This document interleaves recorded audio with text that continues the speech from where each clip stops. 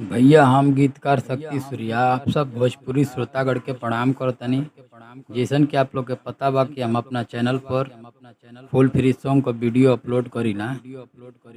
तो फिर एगो कॉमेडी सॉन्ग बहुत ही बेस्ट बाटे जौन ट्रेंडिंग सॉन्ग चलत ताटे कि देवरा ढोड़ी चटना बा, वही पर बाटे ई सॉन्ग। उम्मीद ना पूरा विश्वास बा आप लोग के बहुत पसंद आई। अगर इस सॉन्ग थोड़ा भी अच्छा लगी तो लाइक कर दी, कमेंट में बताइए कि सॉन्ग कैसन बा। और हाँ, अगर हमारे चैनल पर नया बानी तो सब्सक्राइब कर ली ताकि ये तरह का हम वीडियो डेली अपलोड करीला। तो चलिए ज़्यादा बात ना करते हुए चलते हैं जा टॉपिक की तरफ। तो अगर पहला मोहड़ा कुछ ये प्रकार का बाटे।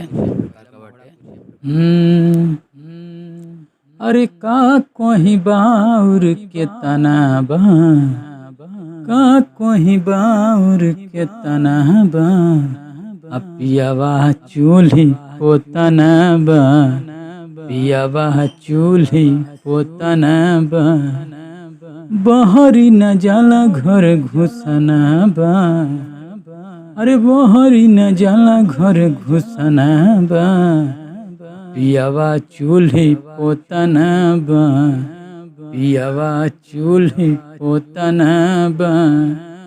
यही रहा मुखड़ा। उम्मीद आप लोगों को पसंद आई। तो चलिए अगर पहला अंतरा सुनाते नहीं। झाड़ू बहारू और सारा घर के बेलता पूड़ी पराठा, मर्द हवे की हवे मेहरारू तनी न हमारा बुझाता। इसे दो बार गा लीजिएगा आप लोग। सोटी त भाग्य चिहुकना बा, पियावा चूल्ही पोतना बा, पियावा चूल्ही पोतना बा।